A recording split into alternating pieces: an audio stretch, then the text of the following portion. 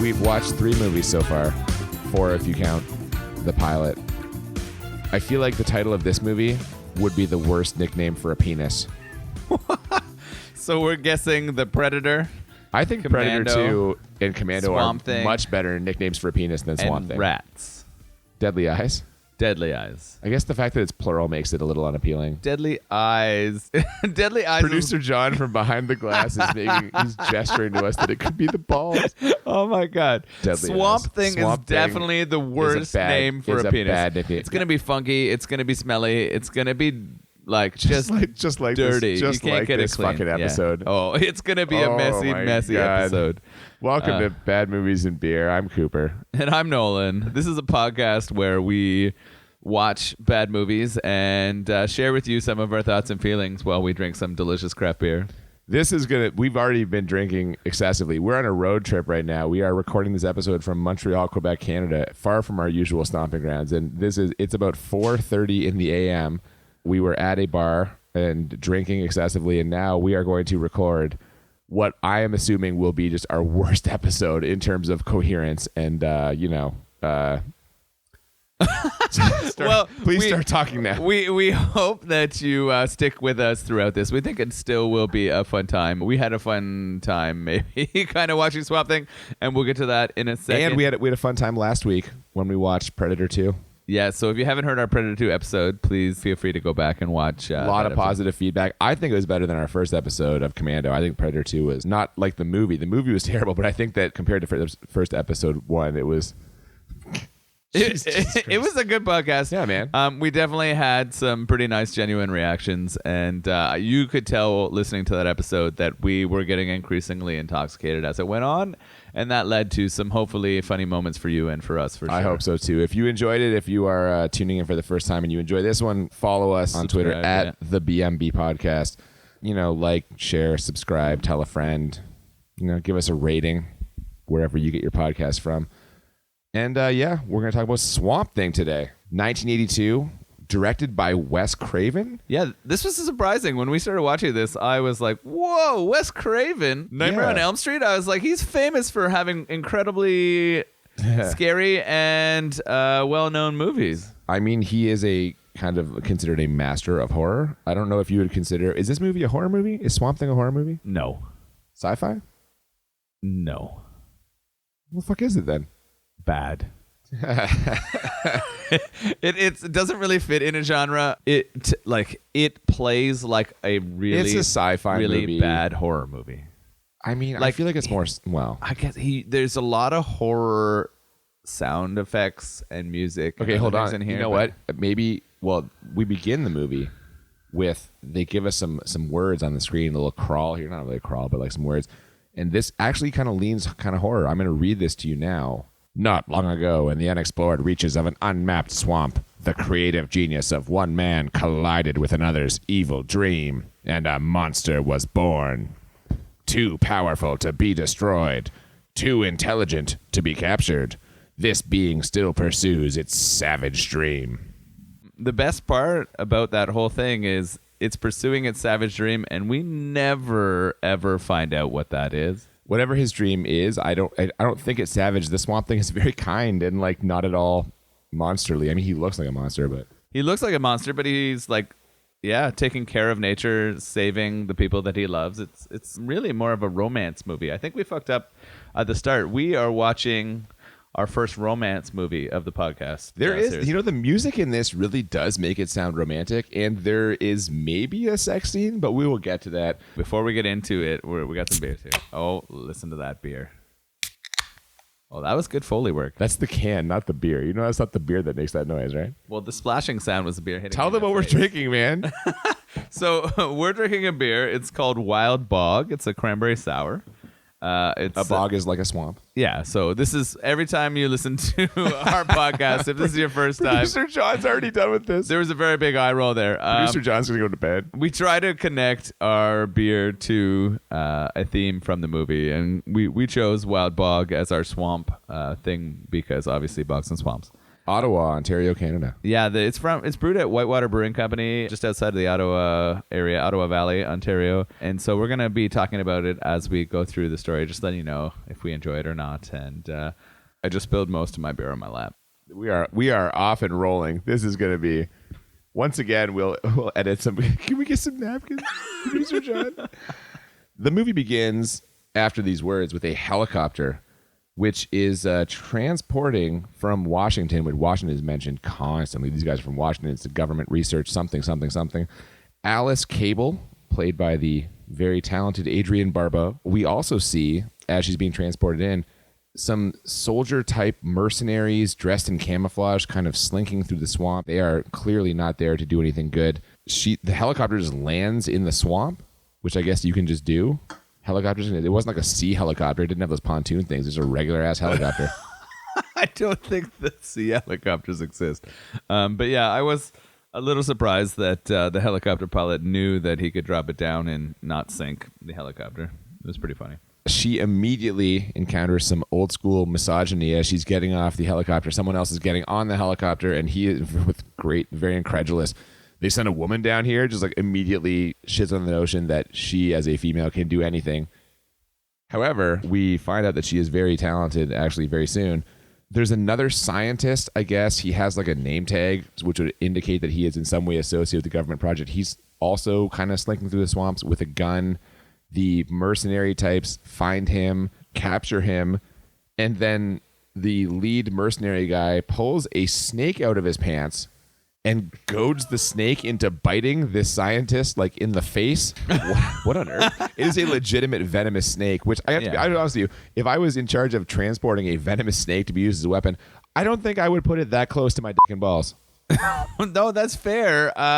The character who holds the snake in his pants, though, we find out later that his name is Ferret, might be the worst acted and crappiest character in this entire movie. I am amazed because we watched Commando 2 weeks ago, and Bennett, we're shitting all over Bennett, how he is like the worst action movie villain. He's not in any way believable fighting Schwarzenegger one-on-one. Ferret might actually be worse, and I didn't think that was possible. It's not might actually be worse. Ferris is like leaps and bounds worse. His acting is so poor. Whoever this actor is, maybe this was his first acting role, but possibly last. I do not picture him. A lot of times you picture guys like even one of the guys we're going to see later. He's been in other stuff. I remember from other stuff. This guy, I have never seen his face before. I don't think, or since. And that's with good reason. He was so bad. Everything was over the top. His facial reactions were inappropriate. I couldn't buy it acting. even for a second. It's even for a second, acting. I couldn't buy him at all. Which is why this qualifies for one of our movies here, because several parts of it are quite terrible. Alice Cable gets to it's kind of like a cabin where they are doing whatever this project is. She gets off of the boat that's transporting her there. The guy who helps her kind of off on the dock immediately just fully leers at her. Like he lowers the aviator sunglasses. All that was missing was just the whistle, the woo. He just leers at her full blown. So she's encountering some resistance here from this the is male-centric. Well before Me Too. Clearly inappropriate, would not fly today. It was really shocking the way that they were treating her. Well, but she quickly establishes her credentials here because they point her towards some of the machinery, and the guy begins to tell her, well, this is and she cuts them off. She knows exactly what the gear is, what the science equipment is. She is clearly very qualified. Yes, all the like fake technical gear that they put out there, she was an expert in that. We were talking about Bennett earlier. Another Australian guy shows up with his Australian accent. He is kind of running the project, or he's the government liaison. There's a lot of talk again about back in Washington, what's going on. They mention this guy named Arcane who is threatening the project in some way. They're worried he's going to try and attack and steal the stuff. And how right they are. That is definitely going to happen. Did they mention Arcane? Yeah, man. They mentioned him. They mentioned how her replacement died under mysterious circumstances. There's clearly something going on here. Meanwhile, there's a sensor down in Sector 3. So they suggest that she find someone to take her out there, and her reaction to this is kind of like, me in the swamp? The whole fucking project is in the swamp. Why is she shocked that she's going to have to enter the swamp? it was funny. She definitely came unprepared for the swamp. She had her high heels on and a short skirt and a blouse. And Yeah, she's not. You got to show up in like waders. She's not wearing swamp she gear. didn't seem like she was excited to be there, afraid of the mosquitoes and the bugs and other stuff. Yeah. What was pretty hilarious, though, is how quickly, once the movie starts to turn, she becomes a badass who survives in the swamp. No problem. No, I'm gonna disagree with you, and I think that later on, evidence is going to bear that is not necessarily the case. Luckily, there is someone who loves the swamp, like really loves it, and the perfect person to take her out there, dreamy scientist Alec Holland. Oh, hold on. Isn't his name Alan Holland? This is another thing that, like, it starts as I heard Alec, you heard Alan. There's a big scene later on where she clearly says his name. We actually rewound and listened to it, and we're now both convinced that she says Alan. But then later on, she clearly says Alec, and in the credits it's listed as Alec Holland. So they are all over the place with this. Yeah, so he's clearly Alec Holland. I only bring it up because, yes, in the movie, she actually calls him Alan Holland. It was wonderful. If you can't remember, like, the name of one of the key characters, you're writing and directing this movie, that's a problem for me. That's a problem for me if you are biffing the main character's name, like, within 5 minutes of the movie starting. It's fine. She asks him to go. He's going to take her. She suggests they bring an escort, and he just scoffs at that. Is like, oh, should we ask your mother to come along too? So we know that not only is he a dreamy scientist, he's also a bit of a badass who's like outside the rules. This character was pretty awesome. I wrote him down as the horn dog, bad boy, genius doctor. He's a bit of a horn dog because once you get there, he's telling her about the beauty of the swamp. And the quote he says to her is just incredible. Take a look into your own body, one of God's most magnificent creations, and what do you see? You see blood and bone, pump and flow, and a million messy miracles. I mean, just look at the most creative thing a man and a woman can do together, and you'll see something growing, unpredictable, magical, hot. I'm pretty sure that hot bod comment is just one of the best things that we've ever heard in our podcast so far. He calls her body one of God's most magnificent creations. That guy's driving hard to the hoop right there. It's hard to debate him at that time, but yeah, it's pretty ridiculous. So they find the sensor, though, in the midst of all this flirting. The sensor has clearly been tampered with, and they take it back to the lab or whatever, where she immediately gets reamed out. How dare she take him out there? They're trying to protect the scientist. He needs to be guarded at all times. The work he's doing is so important. They call her a broad. They call her a stupid broad, and the guy comments that a woman has no place around a guy like Dr. Alan Holland. All of a sudden, while they're reaming her out for taking this, delicate flower of a scientist out into the swamp when it was his idea, he's all gung-ho, we hear an explosion, and I'm like, oh, the fucking mercenaries, shit's popping off. No. Alec Holland's sister, Linda Holland, also a scientist, has discovered something incredible about the formula that he has been working on, the top secret formula. It creates an explosion if it, hits the ground or if it, whatever. Yeah, I don't know how to. Yeah, it was kind of funny. It was hard to explain. There was this very bright neon green glowing goo that Alec had created, or Dr. Holland had created, and his sister was playing with and threw on the ground, and it was making sort of explosions in TNT, and they'd be like, "You found TNT." It was kind of really strange as we went on. One thing that didn't really sync well with me was that she just kept putting her hand in this strange stuff that was exploding, and nothing was happening to her. Yeah, considering that we just heard an explosion loud enough outside, she's kind of handling it in a very cavalier way. She doesn't seem too worried about it blowing her up. No, which is weird, as we see what happens when it gets poured on other people very shortly, and we'll get to that. Yeah, before that happens, we get to see some world-class science gear, just some fantastic set design here. And he's explained to her that what he's trying to do is engineer a plant with an animal's instinct for survival. So he's got as far as a plant cell with an animal nucleus. Yeah, it's pretty interesting. He says in the year 2001, there's going to be 6.5 billion people on Earth, and we need to feed those people somehow. Early advocate of veganism? I don't know. Yeah. It's definitely got some environmental messages early. Alec Holland is super into this. He's getting a scientist boner talking about all the good stuff that's going to happen with this plant. thing. It's not just a scientist boner. It's an actual one because Yeah. she's there. Oh, yeah. She kind of taunts him a little bit about, this is about as exciting as watching paint dry. And then he gets all grumpy, grouchy. Gets all moody. Yeah, Cable sort of bugs him, and then Holland definitely gets moody. He stomps off a little teenager tantrum, but we find out from his sisters that he's like his temper, like his father, the Nobel Prize winning scientist. Yes. We got a lot to live up to there. But then immediately after this sort of like grumpy or in the middle of the grumpiness, what does he discover about the goo that's been thrown down onto the wood of the ground? Not only did it create a loud explosion, now plants are growing from the wooden boards where the stuff landed. It's unbelievable. This formula is causing rapid growth. He gets so excited, like more excited than I've ever seen a human before. The look on his face, he is just overflowing with excitement, and he yells at his sister, Linda! What? Get in here quick! As he is having his very first O-face of his life, he yells this out, calls for his sister. Oh, but first he plants one on Alice Cable. Yeah, during his first orgasm as a grown man, he decides to kiss. Linda, get in here and bring me some pants.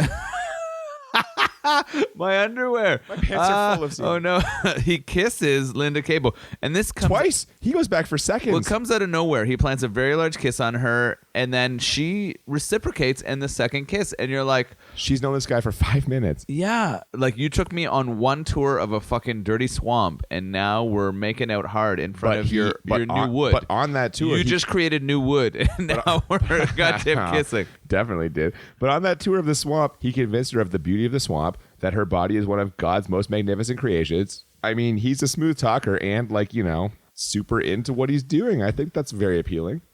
I guess he's pretty handsome too for the time. I don't know. So all of those things must come together to lead to their mutual kissing. Yeah. So they're about to tell everybody. This plays a pretty big role though later. This is the blossoming Absolutely. of the love affair between the two of them. How fast they fall in love. They've been after- in love they've known each other for 5 minutes, and now they are madly in love. So they try to summon everyone else to tell them about this incredible discovery, and meanwhile, the mercenaries just attack. They're there, and they immediately try to grab Alice, and she just out of nowhere beats the shit out of two of them, picks up a gun from one of them, shoots a third one. Like, she's just mowing these guys down, and all of a sudden they kind of overwhelm her. Hold on. Okay. You're right. This is all happening. She is out of nowhere, super skilled at martial fighting and shooting guns. But what takes her down? Oh yeah, that's so she tries to warn Alec that they're coming, tells him to watch out, and then a single karate chop, she crumples. It is terrible. This karate chop is terrible. The worst villain in the movies we've seen thus far, the ferret, the leader of the goons, throws down one of the most unconvincing karate chops I've seen in my entire life, and it immediately knocks her Oh my God, unconscious. drops her like a stone. Yeah. They force their way into the lab. They find Dr. Alec Holland. They tell him that they work for a company that would pay an arm and a leg for his formula. His arm and his leg.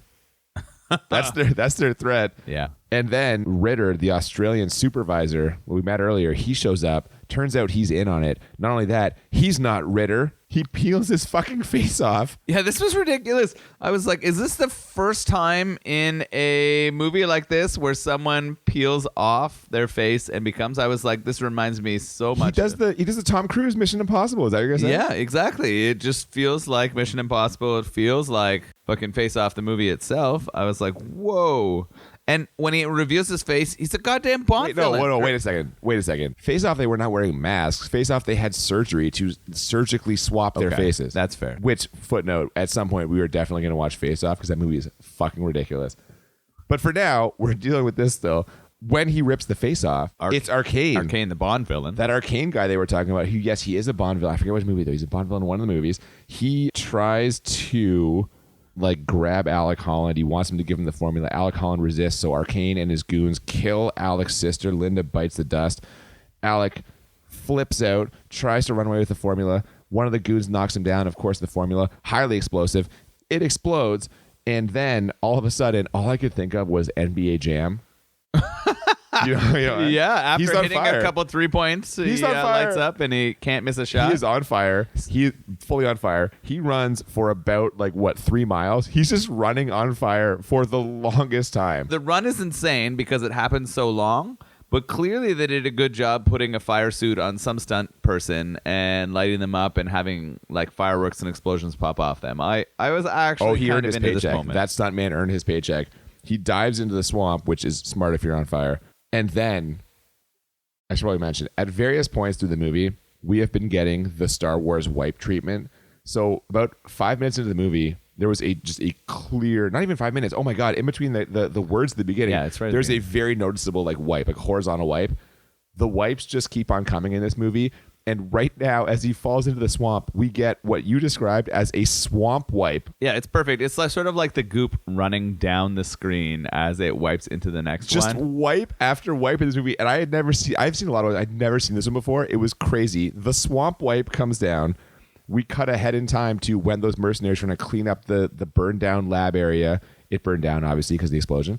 And they're looking for evidence, looking for his formula, notebooks, whatever. And they are supposed to kill everyone. Still alive, Alice Cable. She somehow hides and escapes from them during all of those explosions and things that happen to Swamp Thing. But they catch her again, which they catch her about 76 fucking times in this movie. So many parts of the movie are just her escaping and being caught again. They catch her. Yeah. They put her in a boat. They're paddling the boat. She kind of tries to jump out of the boat. She's in the water. The head bad guy, Ferret, decides just to drown her, even though, she was involved in the project, probably has some important information. No, he's going to fucking drown her. While he's drowning her, he thinks he's finished her off. And then, from the water, the green, rubbery, clearly glove-wearing hand of Swamp Thing. Yeah, this is hilarious. Ferret, before Swamp Thing pops out, throws out the line. Say hello to your boyfriend, baby. Oh, yeah. With all the terrible acting and just glee of, an 80s fucking movie villain and also an actor who has never gotten work, suddenly getting work, being like, this is my moment. And never getting work again. I'm going to put the button on this scene. But yeah, so Swamp Thing appears. Flips the boat by himself. Yeah. Out of nowhere. Oh, very quickly. Clearly Swamp Thing, or Alec Holland, as we can assume. Well, I guess. Oh, spoilers. I don't think that's a spoiler. Well, we can suspect. We don't find out for sure until later exactly what the Swamp Thing is. But he grabs Alice Cable. He carries her off very, very slowly, and they are shooting at him with their assault rifles, and they're just not hitting him. And he's moving not fast at all, and they just can't hit him. Good God. It's so bad. It is like watching really grainy Bigfoot video footage, walking away in the woods very slowly as he carries off Alex Cable and saves her. And they must have shot off several cartridges of rounds, and not none even, of them not even coming close. Not even close. It's so bad. He gets her to a safe area. He lays her down gently. As he does this, you can literally see the rubber suit this guy is wearing, folding and bending and separating from his skin. Oh, it's so bad. It's not The good, seams on the suit are horrific. You can see his actual face through the makeup they've tried to apply to connect to his face. I don't know about you. I used to watch this show called Face Off. Have you ever seen Face Off? We're talking about the fucking movie Face Off again? No, this is different. This is a television show. That movie where they wear those masks? No, this is a show where they go into competitions about movie makeup and prosthetics. I've never seen this. Oh, it's pretty awesome. It's where they have lots of people who've gone to school for this, and they go into a competition to see who's the best at it. The judges on that show would be horrified by this. I think the worst contestant ever on that show could have done a better job than the prosthetics that were on the Oh my Swamp Thing. gosh. Their rating scale is from Swamp Thing to 10. I'm pretty sure it is. I think Swamp Thing is basically a fail in that show. If you do a Swamp Thing, you're eliminated immediately from the Face Off television. So he's now got her safe. He starts walking through these mercenaries, kind of taking them out one by one. But he doesn't really take any of them out. He just kind of he just throws them. He just picks these guys up and throws them. The head guy, Ferret, and the dumb guy, whose name is Bruno, he's established very early as just a complete fucking dummy. They bail out. We end up in Arcane's lair, where he is very impressed by the formula. Alec Holland had talent, but then he says, talent only does what it can. Genius does what it must, which I think I got in a fortune cookie one time. I'm serious. That sounds right. He was an interesting, weird, villain. He seemed to be of a Eastern European or European background for sure. He had some kind of accent we didn't understand. He had this huge house in the swamp It's in the swamp. I don't know why. His house is literally in the swamp. I don't know. He had really. But this is the first but not last instance of a building appearing in the swamp out of nowhere. He had like a house full of very attractive younger women who were serving him, just amazed by his genius and. Well, he keeps saying that he's a genius. Although I feel like a true genius would have realized that he did not grab all of the notebooks because he's reading through the notebooks for this guy's formula. And when he gets to the 6th one, he realizes, oh, this isn't finished. There's one more. So how much of a genius is he really? He didn't collect the notebooks, to be fair. Like, it was all of his henchmen. And so he might have assumed based on that. He figured it out pretty quickly. That his henchmen are dummies. And I feel like a genius would also be able to tell that the henchmen are dummies. I guess he probably knew that. I don't know. I think that's kind of a minor point. He's there. And then he gets word about the swamp thing. Oh. How does that happen? They just get a phone call. You'll never believe what happened. We've got a situation down here. Come down here and see. Meanwhile, Alice Cable has woken up. She is looking for help. She finds a phone booth in the middle of the swamp out of nowhere because naturally there'd be a phone booth in the fucking middle of a swamp, but the phone isn't working. Luckily, just about 20 feet past the phone booth, which she didn't notice for some reason, is a full gas station and garage. Just sitting there, middle of the swamp. And this is where we meet Jude. Yeah, this was really, really strange. So she comes across this garage, and the only person at the garage is probably like a 10-year-old boy. Unsupervised, completely unsupervised.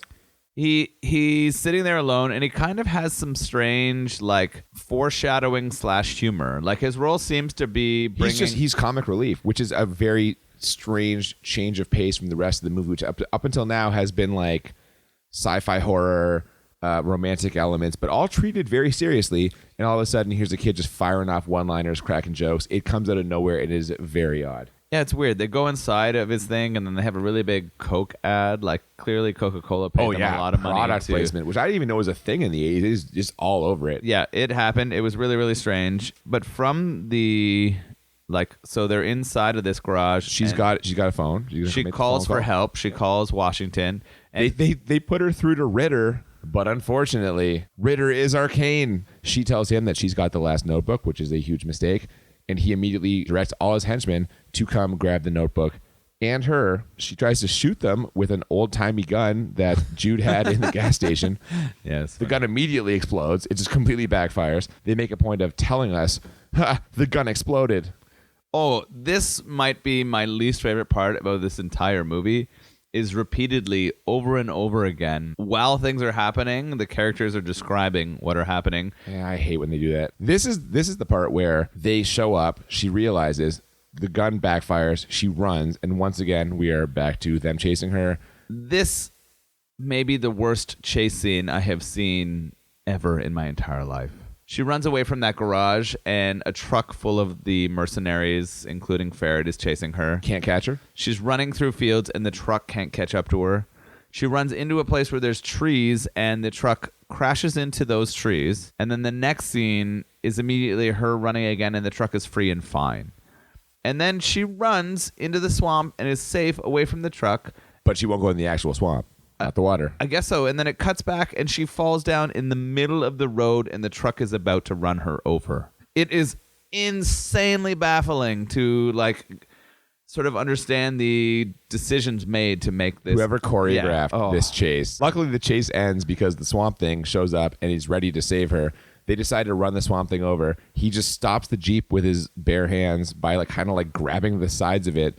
Then he's like, God damn it.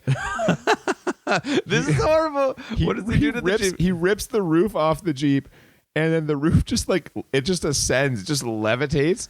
It is clear that they've attached a rope to the top of the roof of this and just rip it really hard, and it follows in the straight line of the rope. It's supposed to be him throwing it, but there's no arc. It just literally ascends up in a straight line. It is by far the worst effect in this movie. I maybe shouldn't say that. It's maybe not the worst effect. There's a lot of really bad effects. And then, he ends up just throwing them again. He just grabs the guys and throws them, which never actually stops or kills them. It just buys them some time. Then he turns to make sure she's okay. She's in the swamp, which if she had just run into the swamp in the first place, they never could have caught her, but she avoided the swamp. Now she's just fucking in it. He tries to, he's staring at her longingly, and she just sees this monster. She shoos him away. Meanwhile, This part, hold on. This part's important. He's coming to her. He's saved her. He's fought off all of the other guys, and then he goes to like communicate with her, and she shoos him away like a dog. She seriously says, "Shoo." That's shoo, true. Yeah. shoo. When I said she shoos him away, I was not using that as an expression. She literally shoos him away as you would a dog. And he looks sad, and he sort of starts moping away. Very slowly. We get the Bigfoot shot again of him like lumbering through the woods. And then Jude shows up, fires off a couple of classic Jude zingers, and suggests they go find her some clean clothes because she's been in the swamp. It's really weird. Why is this small child alone at a gas station, alone in a swamp, and taking an adult woman to go put some clean clothes on? Which, as we will see, he just has women's clothes in her exact size in his weird swamp gas station convenience store where they have everything. He actually says that he's going to take her to like a hut, like a different place, and then they have those things for her. And it's baffling. We cut back to Arcane in his swamp mansion. I love when movies do this. They work the title in, and this feels a little bit forced, but he's, we must find this swamp thing. His theory is if you find the girl, they will find the beast. Yeah, that becomes their plan, right? If we can get Cable, we know that we're gonna find this swamp thing. You know where Cable is? We find her right away. She's on a lovely gondola ride with Jude.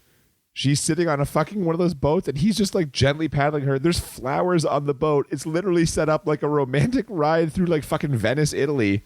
It's just in the middle of the swamp. It's so creepy. Again, where are this child's parents? Why is he boating around this weird older woman?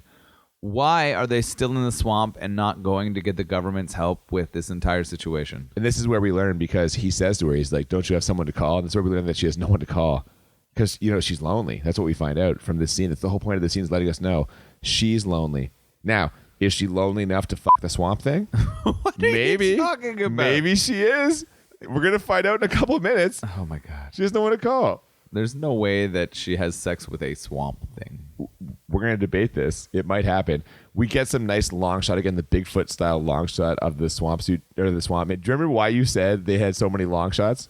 Because the fucking suit was so horrible. They had to keep going to the goddamn... I wrote down one of your quotes instead of one of the other quotes. Is because if they had close-ups, it would show that garbage suit.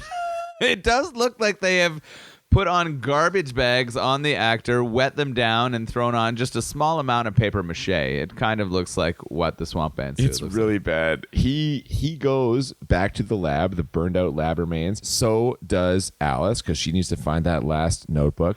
The swamp thing is looking around the ruins of his lab. He finds a locket that has a picture of him and his sister in it. The whole thing makes him very emotional.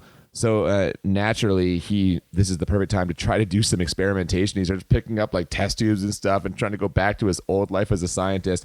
But there's a small problem, which is that now he's a monster. So everything he touched just breaks. He throws another tantrum. He screams in anguish. He's a tortured beast.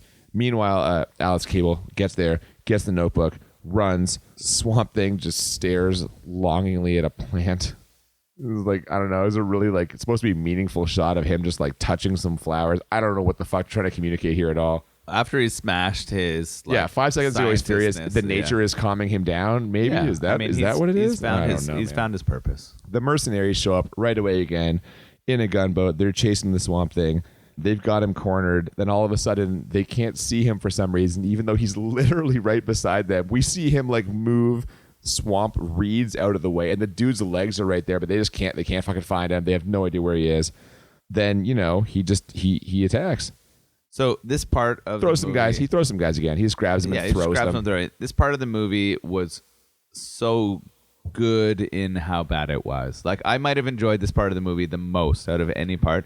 This sort of weird chase scene where the Swamp Thing is protecting Cable by fighting off all these mercenaries, and the mercenaries are sending several sort of airboats or swamp boats at him. But all of these mercenaries are coming after Swamp Thing, and it's insane, the series of events that take place. Yes. Okay, so let's break this down one by one. First, he throws those dudes, which he's already tried and does not stop anybody. They all get back in the boat. They survive the throws. A different boat tries to run him over. He flips it. As he flips it, two guys get launched out of the boat, and they are doing like a perfect stuntman like flip out of the boat. As they are doing this, they are yelling, "Shit!" But as they are yelling shit, you can hear, It's you can so good. clearly hear Yes. two voices. Yeah. One of the guys is already underwater. Yes, they clearly put There's the two shit in guys. afterwards. One's It's so good. underwater. You still hear two voices. Horrible editing.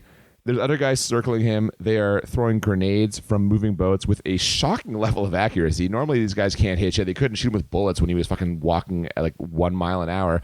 Now they're throwing grenades and they're like right beside him. I was laughing maniacally at this because the one shot kept going back to a guy throwing a grenade. He didn't use anybody. It was all just arm, like, and shoulder, not moving, chucks it. Getting and, it like, within 3 feet of yeah, every time. And like every clockwork. time it'd be an explosion that throws the swamp man like 10 feet in front of him. Exact same shot, like over and Yep. over and over. And they've got again. him. They have got him dead to rights, but then all of a sudden he's missing again. They can't find him anymore. And then he's right on top of them. You can't find him, so you assume he must be underwater. He like comes from above and lands in one of the boats. Of course, throws some guys off again. Then he's driving the boat at the grenade guy, who all of a sudden inexplicably loses all his accuracy, can't hit him with the grenade.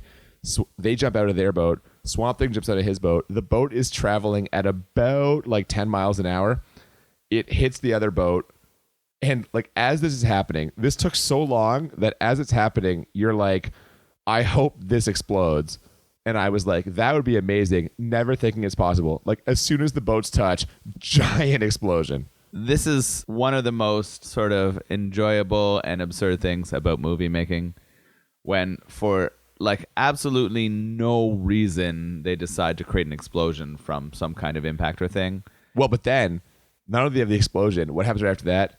An explosion wipe. They wipe to the next scene with like an explosion bubble. Fucking, we're so deep in the wipe bench at this point now. We've seen 9 different kinds of wipes in this fucking movie. It's unbelievable. We wipe back to Arcane at his swamp mansion, where he just starts verbally the Swamp Thing. He's like a brilliant chess player. He anticipates every move. I feel like that might be a bit of an overstatement, considering that all the Swamp Thing does is lumber around and throw guys. He also refers to him as like a beautiful woman and says he can't resist him. What the fuck is this guy talking about?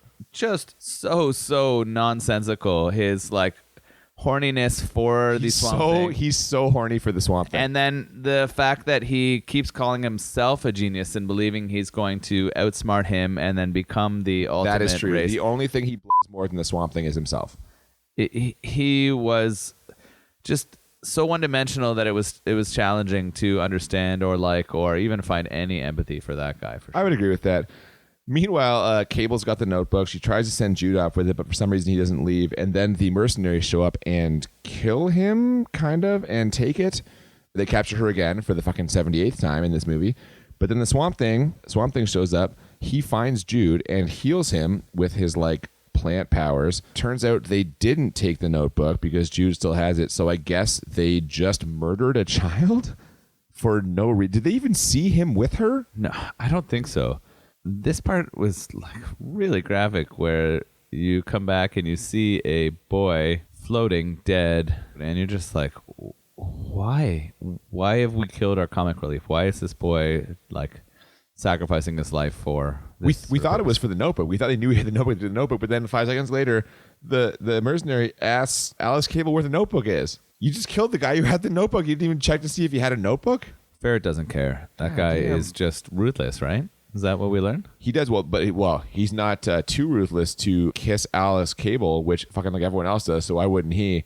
But unlike with Dreamy Scientist, she resists, knees him in the balls, and runs, so once again they are chasing her. Once again they catch her, but then the Swamp Thing catches him. He tries to fight the Swamp Thing, chops his arm off with the machete, but the Swamp Thing crushes his head. This is gruesome. Blood everywhere. Like Game of Thrones. He crushes his head. The dude's dead. Alice Cable faints. And when she wakes up, she is literally just lying on the Swamp Thing. This is the most artsy scene in the entire movie. The romance is thick. Oh, it's so good. You have Thick. the Oh, music. easy there. Yeah, all right. You've got the smoke rolling in. It's true. And she wakes up, just like looks up and smiles, and there's a flower, and she's laying on the Swamp Thing's chest. And then he tells her how much beauty there is in the swamp, and that's when she realizes, while he's telling her that, his lips are moving completely independently of the rubber mask. Like there's no realism here at all. And then she says to him, we think she realizes, but then she says, Alan? Yeah, this is where she says Alan, and we're like, his name is Alec. What are you doing? We rewinded and listened to this twice, and we swear that she says Alan. Alan? Which you had been saying that his name was Alan. I thought it was Alec, and this is the point where I was like, all right, you were right. His name's Alan. My bad. No, his name's actually Alec. She just goofs the line in like a close-up shot, the clearest anyone said his name in this whole movie. I don't know what's happening. She realizes it's him. She asks him if it hurts. He says, only if I laugh. And then he laughs, and then has They're that both big- laughing. And- It's a nice tender moment. Yeah. And then we cut to her naked cleaning herself in the swamp. And so was there a sex scene? Did she fuck the swamp thing? Is this a post-sex scene? Like they just had sex and now she's kind of washing up. He's essentially just there leering at her while she like not showers, but like bathes in the swamp. Now she's fully committed to the swamp. 15 minutes ago, she wouldn't run into it when her life was threatened. Now she's just fucking naked in the swamp. I mean, I guess after you fuck a swamp thing, you're just going to go all in, right? Is that what's happening? It was Once the swamp has been inside you, why not be inside the swamp? Yeah, I think that's sort of that's the second tagline for this movie, right? Isn't that the alternative? What we see on the back, it's kind of implied that they do have sex, and it's really, really weird. I still don't think that that's the case. I think that she's. Then why is she naked? She just got fresh clothes from Jude.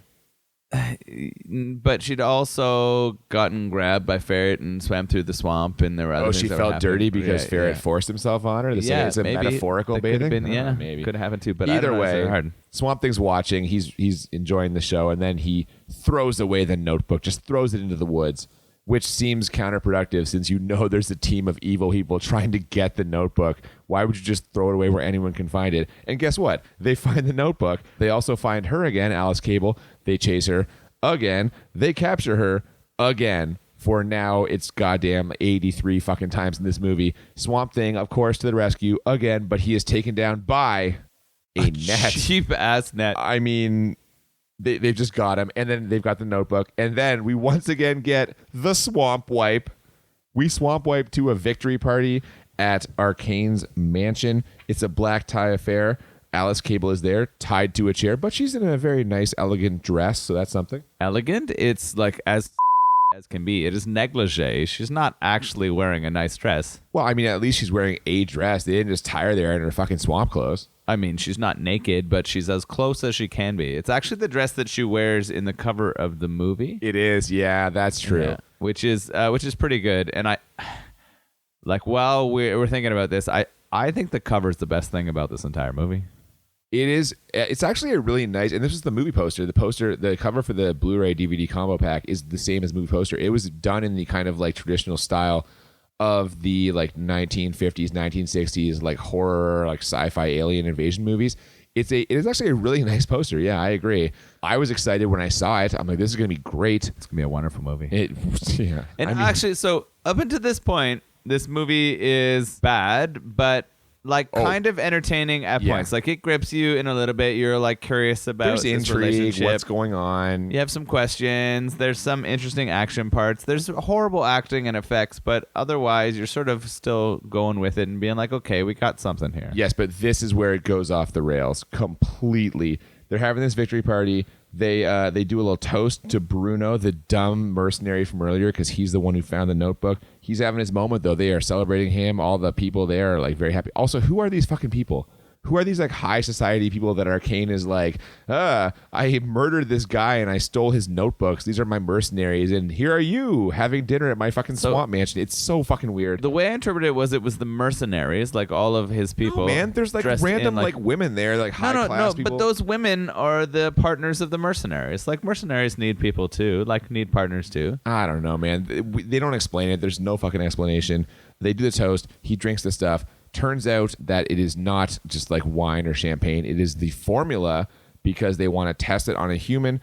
Bruno takes the formula. He transforms, and as he's transforming, this is actually some of the really good effects in the movie. There's good effects, good acting by him, but he transforms into like a fucking troll. And these are some of the worst effects and worst acting in the movie. God damn it. He's just like a fucking he's a dwarf troll now. It reminded me of one of the flying monkeys from Wizard of Oz. Clearly, the big, fat, like stupid mercenary guy has turned into a small monkey child. Yeah, well, as it turns out, they have Swamp Thing trapped in Arcane has a fucking dungeon in his basement. Swamp Thing's trapped there. They want answers. It turns out that the formula, it enhances and amplifies your essence. So since Bruno was a small, stupid man, he becomes like small and stupid. But Arcane now is intrigued because what if you're a genius? Then if you take it, it would amplify your genius. You'd be even more of a genius. So he takes the fucking formula. And he's taken the formula and immediately begins transforming into some kind of beast, wolfman, demon. It's hard to tell. He kind of looks like he's growing like rocks all over his body, and there's weird blood pussing from him. This transition, yeah, he's like a cocoon, and then he comes out of the cocoon. He's like a weird wolf demon thing, which, by the way, the costume is fucking awful. It's like they wanted to make the Swamp Thing costume look better by comparison. So, like, let's put a shittier costume in so everyone will be like, oh, Swamp Thing actually wasn't that bad in terms of the effects. Yeah, Swamp Thing looks amazing compared to this weird fucking wolf, pig, whatever costume. I don't even know how to describe it. How does it represent the essence of a genius? Like, I did not get it at all. Because that's why I'm like, it's a demon because he's a demon, or it's a beast because he's a brute because he's a brute. I don't fucking know. It's just he transforms into a monster. While this is happening, Swamp Thing's trapped in the dungeon. Alice is trapped in the dungeon. There's a little bit of light coming through. She encourages him to reach for it. And so he basically grows a baby arm, which is also a terrible fucking effect. Then his arm transforms to a regular arm from the sunlight. Photosynthesis is powerful. Oh, yeah, man. And then now that he has the power of two arms, he escapes the shackles of the dungeon. He couldn't do it with one arm, even though he stopped a fucking Jeep. Now he escapes with two arms, and with a little assist from Bruno, who kind of points them towards the exit. Like Baby Monkey Man. Yep. They swim through a well that leads to like a sewer outlet or inlet. I don't fucking know.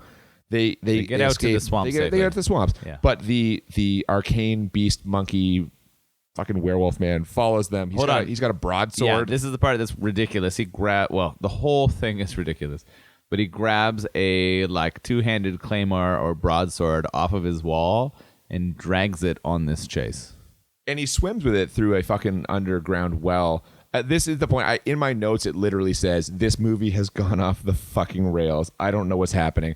We've got a monster fight. The beast thing, Arcane, is fighting Swamp Thing. While this is happening, he takes his broadsword. He cuts Alice Cable in the heart. Swamp Thing goes berserk. So they're fighting. They're in this swamp, and they are like punching and knocking each other down. Because of these like horrendous cosmetics that they're wearing, the fight is so unrealistic and so clunky. In the end, the Swamp Thing beats him using like a broken down piece of tree. Yeah, you know what he does? He does for a change? Right? Instead of just picking up and fucking throwing him, he actually like hits him with something, and this is how he's able to finally win a fucking fight. Well, and he finishes him with his own claymore, and then you see sort of like root beer fizz. No, that's not yet, though. No, that's not yet. First, he just knocks him out with a branch, and you think it's over. Then, which, God, I wish it had been over there. He heals Alice Cable with his magic plant powers. Hold on. The beast is back. So I wrote this down because like this is the second time he's healed someone. Earlier in the story, we did see him heal our comic relief. Yeah, he heals Jude. He heals Jude, and then he comes back and he starts healing Cable. But he pulls some moss off of his own body or his breasts, and he puts it on her breast. And so I'm calling this moss and magic. I think this is what the Swamp Thing's major thing is. It's moss and magic. That's how he heals and makes people better. I guess. He heals her. The demon's back. We've got round 2 of the demon fight.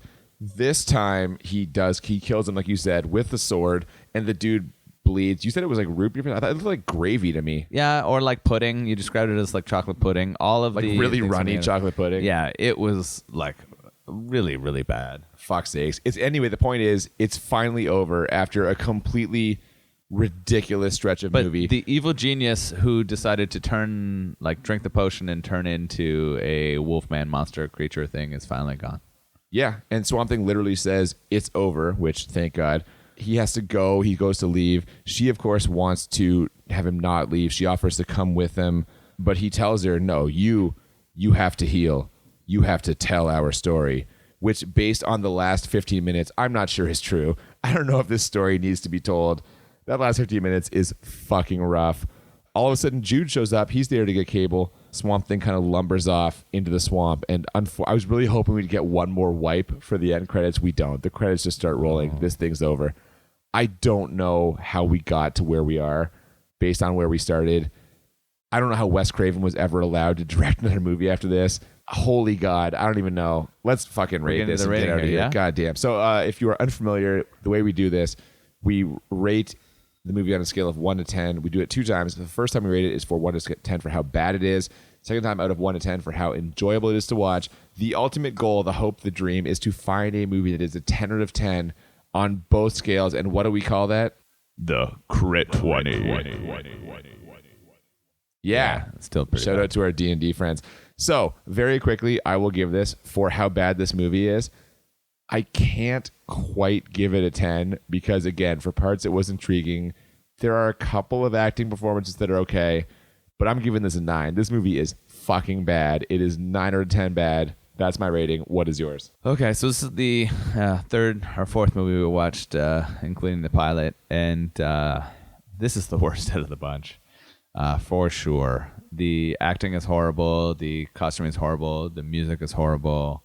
A lot of the decisions don't make any sense. Not even a little bit. It's so bad. But I still think that there's going to be worse movies that we see coming up pretty shortly. So I'm going to throw out the same number. I think it's a 9. All right, for how bad it is. enjoyable on a scale of 1 to 10? This one is really tricky.